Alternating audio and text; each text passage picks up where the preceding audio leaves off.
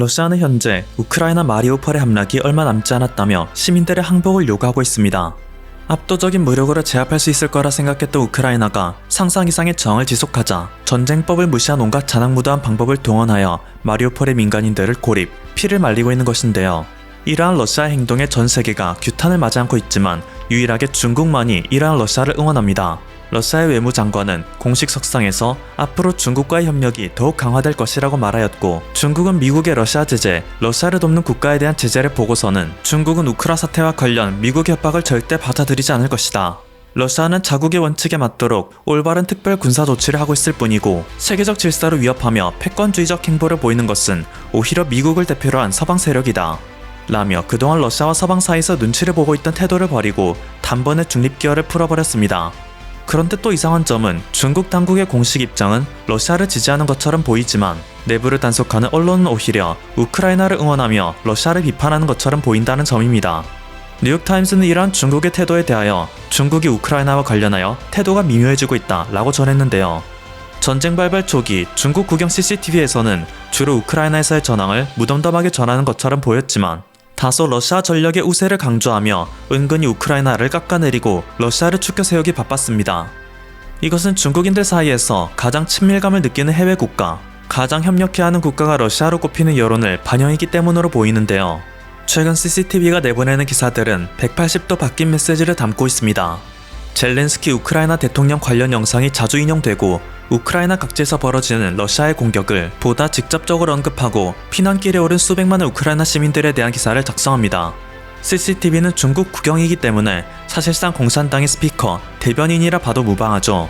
즉 중국은 대외적으로는 우크라이나가 아닌 러시아를 지지하는 것처럼 말하지만 대내적으로는 우크라이나를 지지하고 러시아를 깎아내리는 모순된 발언을 하는 상황이라는 것입니다.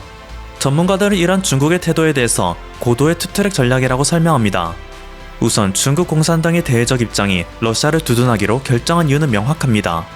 얼마 전까지만 해도 러시아가 의외의 약세를 보이자 중국은 굳이 러시아를 대놓고 지지할 필요성을 못 느꼈죠. 괜히 러시아를 지지했다가 미국의 눈밖에 나면 덩달아 경제 제재를 받고 추후 대만을 침공하는데 상당한 어려움을 겪을 수 있기 때문이었습니다. 하지만 러시아가 전 세계에서 가장 악랄한 국가로 추락하는 것을 감수하고 모든 수단과 방법을 가리지 않자 그것은 오히려 중국에게 매력적으로 다가왔습니다. 그동안 전 세계에서 가장 비호감 국가였던 중국으로부터 해당 타이틀을 러시아가 대신 가져가준 셈이었고, 러시아가 천륜을 거스르고 갖은 수단을 다 동원하는 것은 중국이 볼 때 어떻게든 전쟁에서는 이기겠다 라는 판단을 들게 만든 것입니다. 물론 이 전쟁이 러시아의 승리로 끝난다고 하더라도 러시아는 전 세계로부터 기한 없는 제재를 받게 될 것이고, 이는 러시아의 경제를 빠른 속도로 붕괴시킬 것이겠지만 그것은 오히려 중국에게 매우 좋은 시나리오죠.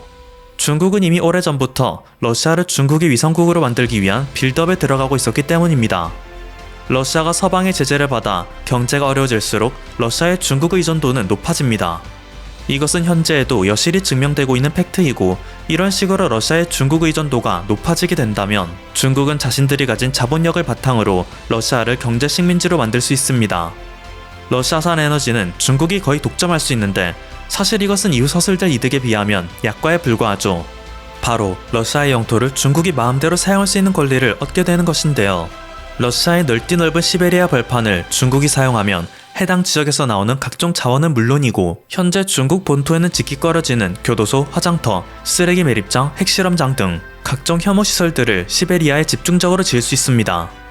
또한 현재 중국이 대만을 본토로 흡수시키고 남중국해와 동중국해에서의 영향력을 키우려는 것은 미국과 한국을 중심으로 한 세력이 중국을 지리적으로 가두는 것을 타파하고자 하기 위함인데, 러시아를 중국의 통제권력으로 만들어버린다면 전혀 얘기가 달라집니다. 러시아 극동지역을 통해 미국 본토 알래스카를 마주하게 되고, 극서지역을 통하여는 유럽에 대한 영향력을 직접적으로 행사할 수 있게 되죠. 러시아가 온갖 욕을 먹고 개고생하며 얻어놓은 크림반도 등의 항구 도시에는 중국이 함대를 배치하여 흑해, 지중해를 넘어 대서양으로 진출할 수 있는 발판을 마련하게 됩니다. 중국이 러시아 영토와 에너지에 대한 완벽한 통제권만 손에 넣을 수 있다면 러시아산 에너지를 중국이 판매하는 식으로 잘 협상해서 유럽의 에너지 제재를 피할 수 있고, 유럽의 모든 국가에 대한 에너지 통제권을 중국이 손에 넣을 수 있게 됩니다. 만약 이러한 중국의 계획이 성공한다면 미국은 그간 고수해왔던 모든 전략을 갈아엎고 거대 중국을 견제하기 위한 새로운 전략을 짜야 하는 위기에 처하는 것입니다. 중국은 지난 몇 주간의 시간 동안 이 모든 시나리오를 짰고 어느 정도 각이 보이니 자신의 입장을 굳힌 거죠. 그리고 이러한 관점에서 보면 중국의 투트랙 전략 중 다른 부분도 이해할 수 있습니다. 중국 공산당이 대외적으로는 러시아를 두둔하고 있지만 대내적으로는 러시아를 비판하고 우크라이나를 응원하고 있다고 했죠. 이것은 자국민들을 세뇌시키기 위한 명분을 마련하는 과정입니다. 러시아가 이렇게 악랄하기 때문에 중국은 러시아를 직간접적으로 통치할 필요가 있다. 또한 불쌍한 우크라이나인들을 중국이 구원해 주어야 한다. 중국은 모든 과업을 수행하기에 충분히 위대하다. 이러한 메시지를 중국인들에게 꾸준히 주입시켜 다시 한번 거대한 중뽕 세계관을 만들어 나가는 것입니다. 이렇게 중국의 위대함에 세뇌된 중국인은 자국의 위대함에 취해 중국 공산당을 위해서라면 무엇이든 할 수 있는 훌륭한 시민으로 자라나겠죠. 중국 내에서 러시아의 악행 보도가 늘어나는 것을 지켜본 우크라이나의 대통령 보좌관이 중국도 러시아의 야만성을 함께 비난해 주길 바란다 요청하였지만 중국 공산당은 묵묵부답입니다. 우크라이나 딴에는 중국을 잘만 설득하면 자신들을 도와줄 것이라 여겼던 것이었겠지만 그것은 현재 중국이 두드린 계산기의 결과를 전혀 지켜보지 않은 시대착오적인 발언이 되었죠. 사실 우크라이나는 지금 중국의 도움을 요청할 것이 아니라 지금 당장이라도 중국을 러시아에 이은 제2의 적국으로 간주하고 견제해야 하는 것이 맞습니다. 왜냐하면 이미 혼란을 틈탄 중국은 우크라이나를 털어먹기 위해 온갖 행동에 나서고 있기 때문인데요. 우크라이나에서 수백만의 난민이 발생하자 중국인 범죄 조직에 의한 인신매매 범죄가 급증하고 있습니다. 얼마 전에도 우크라이나 국경 수비대는 2명의 중국인 남성이 신생아로 추정된 아기를 품에 안은 채 루마니아 국경으로 넘어가는 것을 적발하기도 했죠. 체포된 중국인들은 불쌍한 아기를 입양한 것일 뿐이다. 아이의 부모가 모두 죽어 공식 서류는 없다 항변했지만 우크라이나 정부 피셜 전쟁 중에는 해외로의 입양이 금지되어 있기에 이들의 거짓말은 들통났고 현재 우크라이나에서는 시신이 발견되지 않은 실종아들이 수십만으로 추정되어 발칵 뒤집힌 상태입니다. 이미 얼마나 많은 우크라이나의 영유아들이 중국인 범죄 조직에 의해 해외로 밀매되었을지 모르는 일인 거죠. 러시아가 앞으로 만일 대내적으로 혼란에 빠져 사실상 무정부 상태에 빠진다면 중국이 러시아를 상대로도 이러한 일을 저지르지 않으리라는 보장은 없습니다. 정부가 멀쩡히 두 눈 뜨고 있더라도 러시아가 중국의 속국으로 전락한다면 중국의 온갖 범죄 행위를 러시아 정부 차원에서 눈 감아 줄지도 모를 노릇이죠.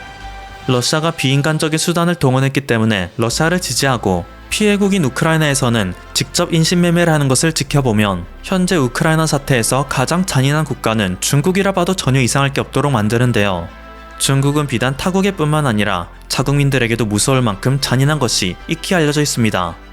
얼마 전에는 거액의 임금을 받을 수 있다는 말에 혹한 중국인 남성이 면접장에서 음료수를 마셨다가 정신을 차려보니 캄보디아의 범죄 조직 건물의 한 방에서 온몸에 주사기 바늘이 꽂힌 채 일어나 간신히 탈출했다는 소식이 전해지기도 했습니다.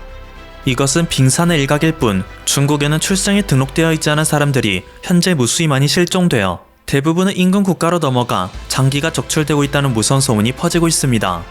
민중의 지팡이인 공안들은 이러한 범죄에 가담하고 있기에 상황은 더욱 심각한데요. 중국의 범죄 조직은 자신들의 범죄를 은폐하기 위해 일정 수준 이상의 지역 공무원에게 자신들이 납치한 여성들을 넘겨준다고 하죠. 그리고 여성들을 넘겨받은 공무원은 자신이 직접 한 땅굴에 감금시켜 수년간 성적인 노예를 부렸던 것이 세간에 드러난 게 불과 얼마 전 일입니다.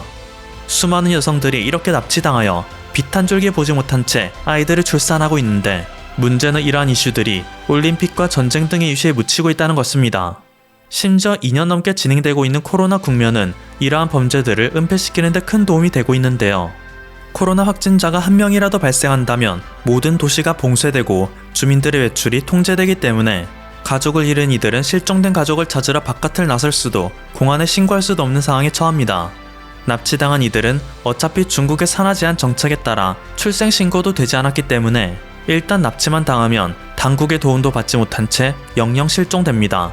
애초에 세상에 없는 존재이니 실종 처리도 못하죠.